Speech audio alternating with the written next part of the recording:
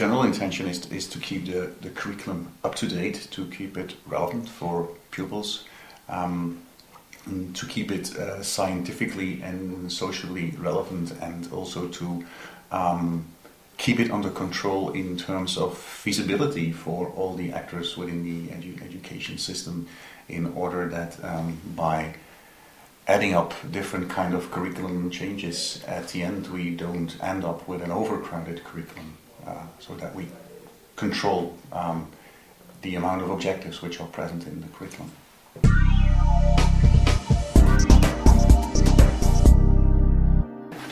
You're referring to my presentation, and I used an exaggeration at that time to make a point. It is not as black and white as you put it. I was merely saying that we need more actors behind this scenario of periodically reviewing the system, and we don't only need them, we also need their engagement in order to implement changes after this decisions has been made. Your question specifically to pupils and parents is that within the reviewing and consultation process, we try to involve them as much as possible. But even more so, once curriculum reviews have been decided upon. For instance, a recent change was cross-curricular themes in secondary education.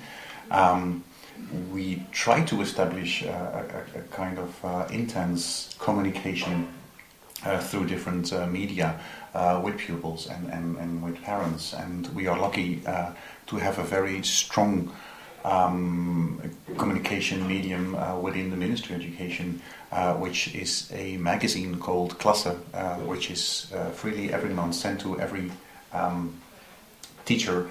It also has equivalents for parents and for pupils of different ages, and they also get free magazines. These magazines are then linked to different websites and different activities and so on, and we are using those tools quite intensively to communicate with the different actors about the curriculum and about the curriculum changes.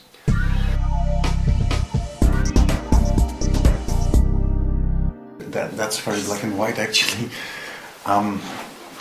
It's very dangerous to make estimations about that, but as far as teachers are concerned, my estimation is that they rather tend to have as much stability as possible within their work, as opposed to not all teachers, of course. Some teachers do wish changes and do want to go in different directions, but generally they're not too keen on changing. But on the other hand, we see that a lot of let's say groups in society, organized or not, around certain topics or certain issues that they consider to be important and important enough to be delivered within the curriculum, do actively lobby to get their field of interest within the curriculum.